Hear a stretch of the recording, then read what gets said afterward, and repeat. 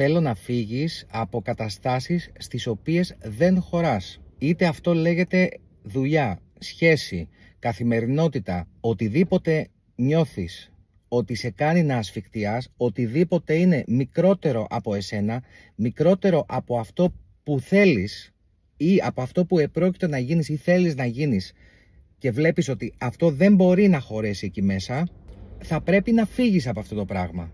Δηλαδή έλεος. Γιατί η χύτρα κάποια στιγμή, όταν εκεί μέσα δεν χωράει άλλο, έχει ζεσταθεί τόσο πολύ ο αέρας και αυξάνεται ο όγκος του, κάποια στιγμή φεύγει αυτό και εσύ δεν είσαι ο άνθρωπος που θα πρέπει να φύγει αυτό το πράγμα και να γίνουν καταστροφές και πράγματα όχι όμορφα. Οπότε τι πρέπει να κάνεις? Να φύγεις από εκεί και να πας σε μέρη τα οποία είναι για σένα φτιαγμένα. Το είχαμε πει και σε εκείνο το άρθρο. Ό,τι αξίζει μένει. Ή ό,τι αξίζει για όσο αξίζει θα μείνει. Μετά, εάν δεν πάει κάτι άλλο, θα πρέπει είτε να στριμωχθείς εκεί μέσα και να σκάσεις και να ανατιναχτείς, είτε θα πρέπει να φύγεις από εκεί. Δεν γίνεται άλλο να χάνεις τη ζωή σου, να χάνεις χρόνο, να χάνεις ενέργεια για καταστάσεις οι οποίες είναι αμετάβλητες. Για καταστάσεις οι οποίες δεν εξελίσσονται. Για καταστάσεις οι οποίες είναι στάσιμες, περιορισμένες και εγκλωβισμένες μέσα σε πεποιθήσεις, σε τραύματα και σε μηχανισμούς οι οποίοι είναι παγιωμένοι, σαν αυτά που λέγαμε στο προηγούμενο. Εκεί έξω είναι όλα διαθέσιμα, όλες οι πραγματικότητες είναι διαθέσιμες. Εάν είσαι σε ένα βιβλίο, σε ένα κεφάλαιο το οποίο βλέπεις ότι δεν σου κάνει, δεν σου αρέσει και το διαβάζεις ξανά και ξανά και ξανά, πάρ' το βιβλίο και πέτα το σε μια τελική. Πώς θα γράψεις το επόμενο κεφάλαιο της ζωής σου αν είσαι κολλημένος και κολλημένη εκεί που είσαι κολλημένος και κολλημένη? Το κάθε τι έχει κόστος, προφανώς. Το θέμα είναι ποιο είναι το μεγαλύτερο κόστος. Να παραμείνεις εκεί, να παραμείνεις στη ζώνη ασφάλειας, είτε αυτό λέγεται εργασία, είτε λέγεται οτιδήποτε, είτε λέγεται σχέση, γιατί φοβάσαι το τι θα γίνει μετά, φοβάσαι το άγνωστο, φοβάσαι τη μοναξιά, φοβάσαι το ένα, φοβάσαι το άλλο. Οι δυνάμεις, έχουμε πει, είναι δύο, αγάπη και φόβος. Δεν μπορείς να είσαι σε ένα σημείο όπου μέσα σου να κατοικούν και οι δύο δυνάμεις. Δεν γίνεται. Θα επιλέξεις λοιπόν είτε τη μία είτε την άλλη. Ο φόβος έχει αμφισβήτηση, αμφιβολία, περιορισμό, το φόβο, τη συνήθεια, την πεπατημένη, όλα αυτά.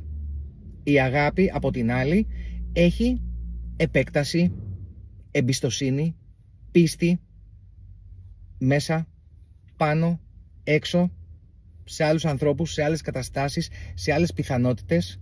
Οπότε σήκω και φύγε από πράγματα τα οποία δεν είναι πια για σένα.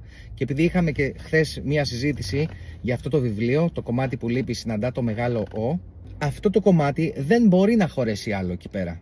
Θα πρέπει αυτά να κυλάνε, θα πρέπει αυτά να εξελίσσονται, θα πρέπει αυτά να βελτιώνονται συνεχώς, να επεκτείνονται.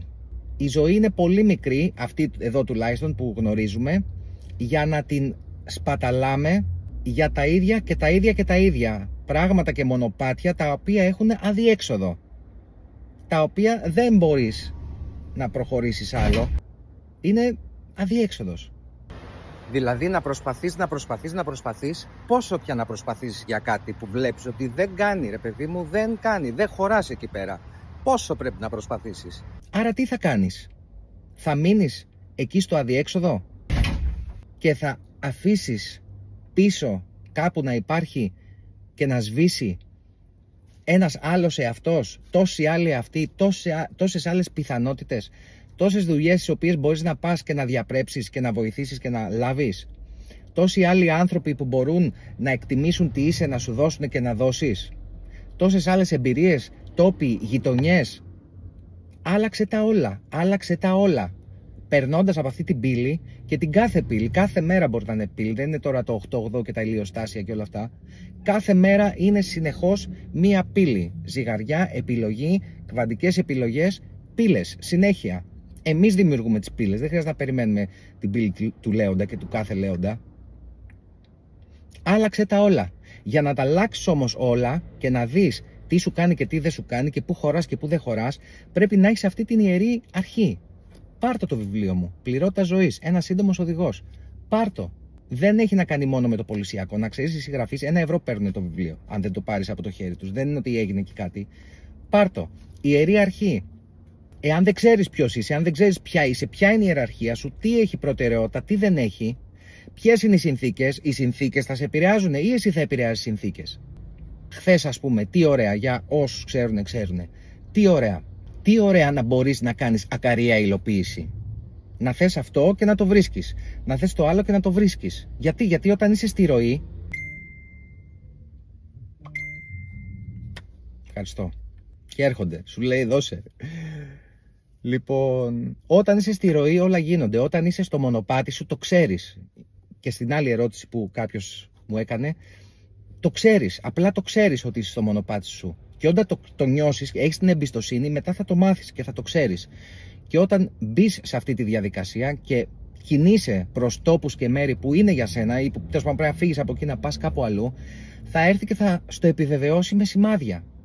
Αρκεί να τα δεις τα σημάδια και να μην κοιτάς στον καθρέφτη και βλέπεις πίσω. Μπροστά παιδιά, πάμε να προχωρήσουμε. Σαν τον άλλον που λέει, εμένα η πίστη μου θα με σώσει. Γίνεται εκεί πέρα τσουνάμι, καταστροφές, καλή ώρα αυτά που έχουμε εδώ τώρα και έρχονται. Έρχεται ο άνθρωπος που λέει πάμε, θα πλημμυρίσουμε, έρχεται τσουνάμι κλπ. Όχι, λέει η πίστη μου θα με σώσει. Έρχονται τα νερά, ανεβαίνουν, του έχουν πάει στα πόδια. Έρχεται μια βάρκα, του λέει ανέβα. Όχι, λέει, ξέρω εγώ, η πίστη μου θα με σώσει. Του ανεβαίνει το νερό. Έρχεται ένα καράβι, ένα πλοίο, του πετάνε σωσίβια, κατεβαίνουν σωστικές λέβη κλπ. Πιάστο, του λένε, όχι, λέει. Εκεί η άρνηση, όχι. Εγώ ξέρω, η πίστη μου θα με σώσει.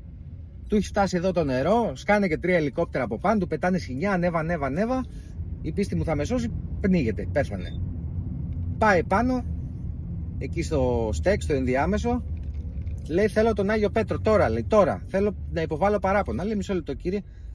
Έρχεται ο Άγιος Πέτρος, λέει παρακαλώ, λέει τι έχει συμβεί κύριε, πώς μπορούμε να σας βοηθήσουμε, να σας εξυπηρετήσουμε. Λέει είναι απαράδεκτα αυτά τα πράγματα που συμβαίνουν. Εγώ πίστευα πάρα πολύ στο Θεό, είχα την πίστη μου ισχυρή όπως λένε εδώ τα Ευαγγέλια και το ένα το άλλο και δεν υπήρχε καμία ανταπόκριση, λέει και πνίγηκα. Λέει συγγνώμη κύριε, μισό λεπτάκι, λέει κάποιο λάθος θα έχει γίνει. Φωνάζει τα παιδιά, σας παρακαλώ, λέει φέρτε μου λίγο τα πρακτικά να δούμε τι έχει γίνει εδώ πέρα. Και έρχεται λοιπόν ο άνθρωπος, έρχεται εκεί ο άγγελος, του φέρνει τα πρακτικά, κοιτάει. Λέει, μα κύριε μου, σας παρακαλώ, λέει. Εδώ λέει, σας έχουμε στείλει 4 ανθρώπους, 2 βάρκες, 4 πλοία και 5 ελικόπτερα. Δηλαδή, τι άλλο να κάνουμε. Τι άλλο να κάνουμε, δηλαδή. Άμα είσαι κολλημένος και δεν βλέπεις τα σημάδια και θες σώνει και καλά έτσι την ακαμψία, τι άλλο να κάνει ο άνθρωπος, η εταιρεία, η κατάσταση, ο Θεός, τι άλλο να κάνουν. Πάμε να προχωρήσουμε γιατί και εμείς το χρειαζόμαστε και με αυτά που έρχονται θα το χρειαστούμε όλοι μαζί. Πάμε, ό,τι δεν είναι τώρα τα αφήνουμε, φεύγουμε. Πάμε, προχωράμε. Τι είναι αυτό που παρατηρούμε πάντα, όταν κάποια στιγμή πάει να φύγει ο άλλος, πας εσύ μετά και του λες και θα αλλάξω και έχεις δίκιο και αναγνωρίζεις λάθη, το ένα τ' άλλο. Αλλά δεν αλλάζουμε ποτέ τελικά. Τα λόγια δεν μπορούν να ακολουθηθούν με τις πράξεις για αρκετούς λόγους. Αλλά ο βασικός λόγος είναι η λειτουργία της προσωπικότητας. Τι χαρακτήρα έχουμε. Χάσουμε και αυτά που ξέρουμε. Τα έχει παίξει ο κόσμος. Έχει μπερδέψει πάρα πολύ τα πράγματα. Τώρα, εδώ στην Εθνική, είναι ο άλλος με τη μηχανή και την κοπέλα από πίσω και πηγαίνει με 50.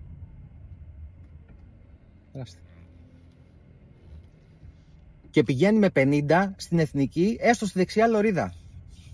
Και πας λίγο, τον πλησιάζεις και δεν κουνιέται. Νευριάζει κιόλας. Γενικά, σαν ανθρωπότητα, ένα πολύ μεγάλο μέρος δεν στέκει. Δηλαδή, δεν καταλαβαίνει ο άλλος ότι πέρα από το κάνε στην άκρη, αδερφέ, τώρα να περάσουμε, δεν μπορείς να είσαι στην Εθνική με 50 χιλιόμετρα την ώρα.